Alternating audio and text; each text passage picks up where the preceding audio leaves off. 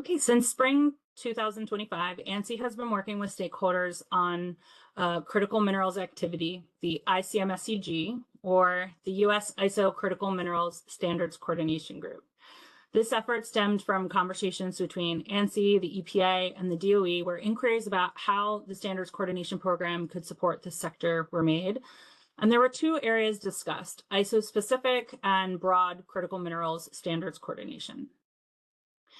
The ICMSCG was formed by ANSI after stakeholders, both industry and U.S. government, expressed a need for U.S.-focused coordination committee to coordinate our engagement in the relevant ISO committees at a June 2025 roundtable. This roundtable also demonstrated a need for broader coordination initiatives, but we needed some more time to resource that effort, which is currently the CMSC. Whereas with ISO, we had the US tags already established and were able to get started on this front. And membership in the ICMSCG is limited to the US tag members only. The relevant ISO committees identified as our starting point were TC82SC7 on sustainable mining and mine closure, TC298 on rare earth, TC333 on lithium, TC345 on materials for specialty technologies, and PC348 on sustainable raw materials. Now, PC348 has since disbanded, and we're going to hear about the other four activities next on the webinar. The ICMSCG meets virtually each quarter to exchange information, coordinate engagement, and align strategically on the ISO activities. US TAG chairs share updates on standards development activities, committee activities, and upcoming meetings. And where needed, as the need has arisen for topics like chain of custody, we bring in other TCs to provide liaison-like reports, and stakeholders then determine how to feed their comments through the US tag and into the established ISO process as part of a US position to ISO. The CMSC and the ICMSCG will continue to meet in parallel, and together both will help position the US to more rapidly respond to standards actions. Since formation, we have focused on the information sharing, education, and evaluating which ISO activities would benefit from more coordination. We have held 3 meetings that have been mindful while navigating the complexities of the new ICMSCG and the role of ISO US Technical Advisory Groups, or TAGs. We'll discuss the role of ANSI and the US TAGs later on the agenda. Ed is going to cover that for us. But as a first point of reference, we created the ICMSCG webpage on ANSI.org. The objective was to provide US stakeholders a landing page to find information about which US tags existed and who the points of contacts are, when the plenary meetings are taking place, and also locate training and education. So to provide some visuals, we link to the information about the tags and the ISO community pages. So the tag information includes contact information to request to get engaged, and the ISO committee pages take you directly to the overviews and links to their technical programs. The webpage also provides you the latest events or news, being news issued from ANSI about critical minerals initiatives, and additional information besides just the ICMSCG and CMSC will appear. Circling back to the second bullet here, the US TAG chairs provide quarterly briefings to the ICMSCG members to ensure that stakeholders are aware of new projects, published standards, or other key topics needing coordination or participation. This is supplemented with email communication in between the virtual meetings if something arises in the interim. So during the ICMSCG kickoff, ANSI staff provided training to increase awareness about ANSI's role, the ISO process, and how to best engage. We also reviewed US stakeholder engagement and leadership in the various technical committees, subcommittees, and working groups so that we could gain visibility into where we already had strong touch points or not. We've also responded to actions and proposals coming out of some of the other ISO TCs, but we're still discussing which additional areas need more coordination. For example, the ICMSCG was seeking more information about various traceability and sustainability standards within the ISO umbrella. So ANSI staff was able to do a search of the database to identify 69 documents in 30 different committees for sustainability and 33 documents in 22 different committees on traceability. However, some of these standards were agnostic of sector or horizontal standards, where some were application specific or vertical standards.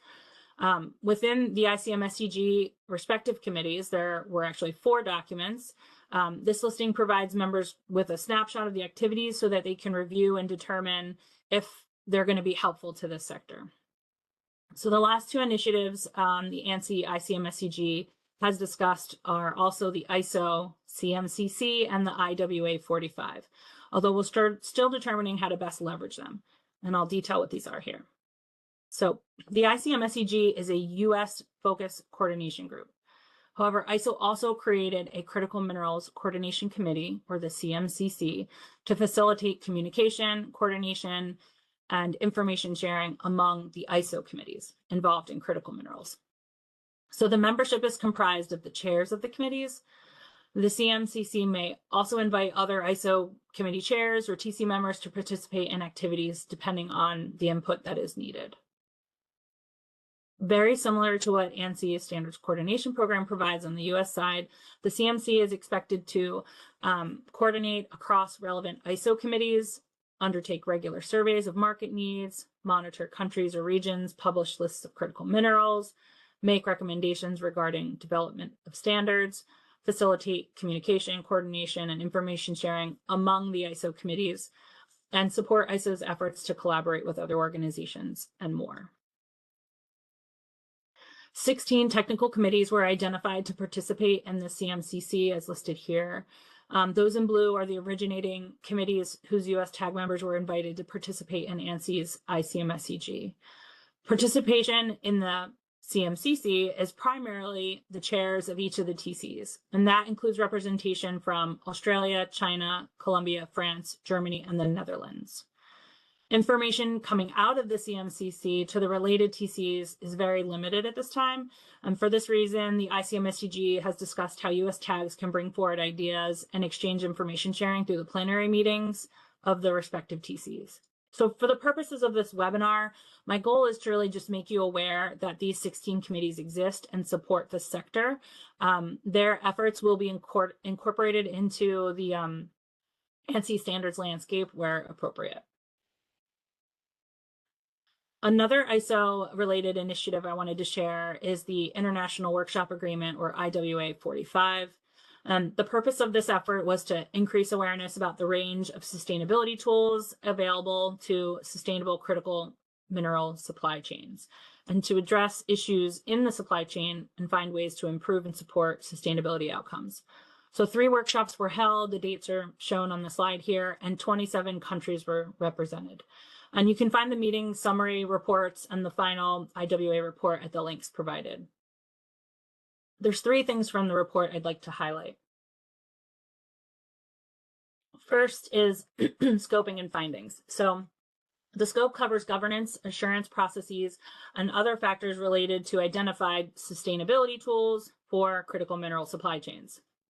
Participants, again, the 27 countries, concluded that while standards and frameworks have a vital role to play in ensuring a sustainable critical mineral supply chain, it is important to avoid developing new ISO standards that duplicate or conflict with existing sustainability standards.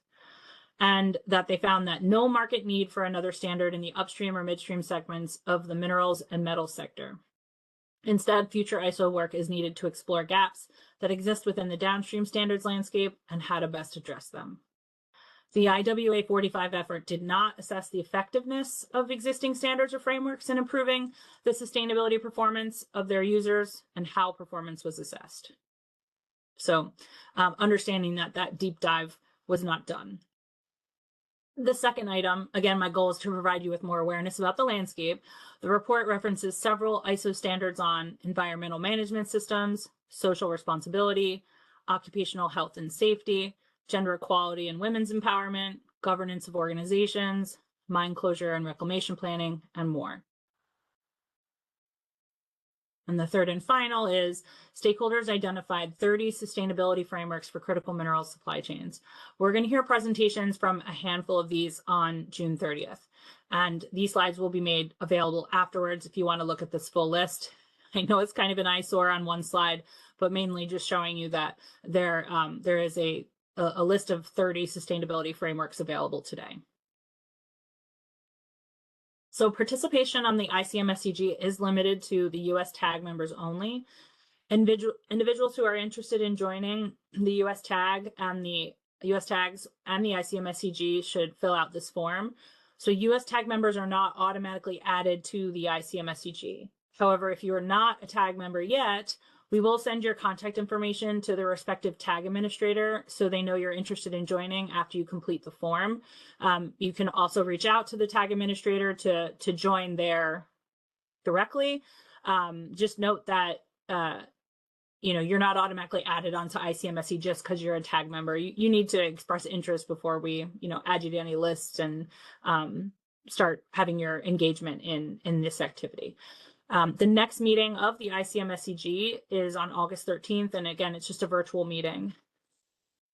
And registration is open to that to any US tag members.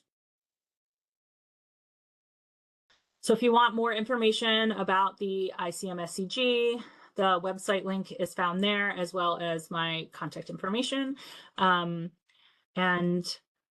yes, so that concludes my prepared remarks for the ICMSCG.